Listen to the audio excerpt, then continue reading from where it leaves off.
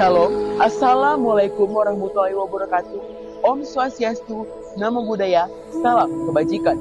Perkenalkan, saya Excel Theo Tumalang, siswa di SMP Negeri 1 Bitung, yang saat ini akan meresensikan buku yang berjudul Daun yang Jatuh Tak Pernah Membenci Angin, yang ditulis oleh Tere Lie, yang diterbitkan oleh Sabah Grip Nusantara pada tahun 2023 untuk cetakannya yang keempat, diterbitkan di kota Jakarta.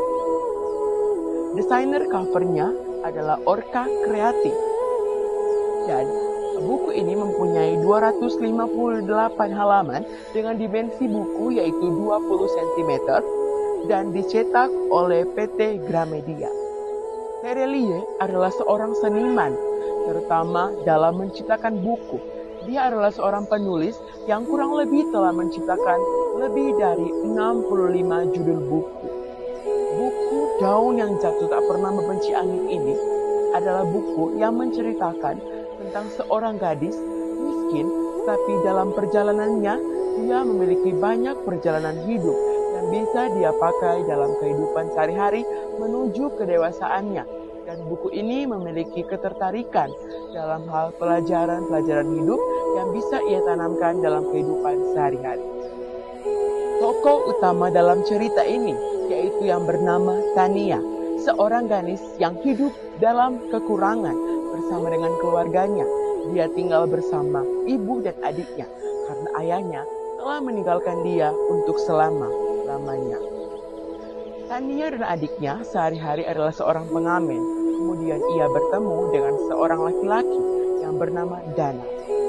Dengan mengenalnya, keluarga Tania dan juga keluarga kecilnya mulai merasa dan bertambah lebih layak. Seiring berjalannya waktu, karena sakit yang diderita oleh ibunya harus meninggalkan Tania dan keluarga kecilnya, bahkan pun seluruh orang terdekatnya untuk selama-lamanya.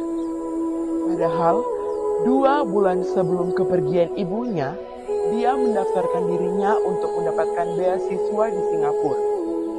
Dan ternyata dia pun diterima. Dan dengan berat hati dia harus meninggalkan adiknya, bahkan pun orang-orang terdekatnya untuk melanjutkan pekerjaan yang harus dilakukan dia sebagai seorang pelajar.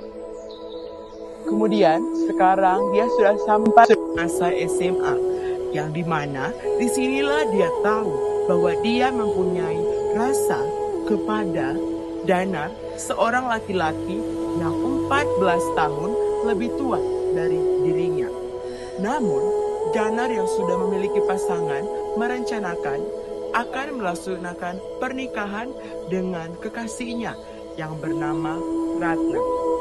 Dia pun merupakan seorang yang bernama Dana. Dengan tema yang sangat menarik, pembuat buku ini layak diterima oleh semua pembacanya. Dengan pelajaran-pelajaran hidup yang didapatkan dalam buku ini, membuat pembacanya bisa mengaplikasikan dalam kehidupan sehari-hari. Dengan bahasa yang mudah dimengerti, didapatkan oleh novel ini. Secara keseluruhan, buku ini mencakup berbagai pesan moral yang menjadi kelebihan dalam buku ini. Namun, masih ada kekurangan, yaitu tokoh utama, seorang gadis SD yang mempunyai perasaan kepada lelaki yang sudah tergolong dewasa dari segi usianya, membuat buku ini menjadi kurang dapat dipahami oleh semuanya. Namun, terlepas dari semua itu, buku ini tetap mencakup berbagai pesan moral yang bisa didapatkan sehari-hari, menceritakan tentang gadis yang tangguh dan memotivasi para remaja kita sekalian untuk menjadi orang yang tangguh walaupun di berbagai keterbatasan. Maka dari itu, marilah kita membaca buku, karena dengan membaca buku kita akan bersinar. Melalui buku Daun yang Jatuh Tak Pernah Membenci Angin, mendapatkan berbagai pesan moral yang bisa kita dapatkan dalam kehidupan sehari-hari sebagai seorang remaja untuk menuju dewasa kita. Saya Excel Theo Tumalang dari SMP Negeri 1 Bitung. Terima kasih.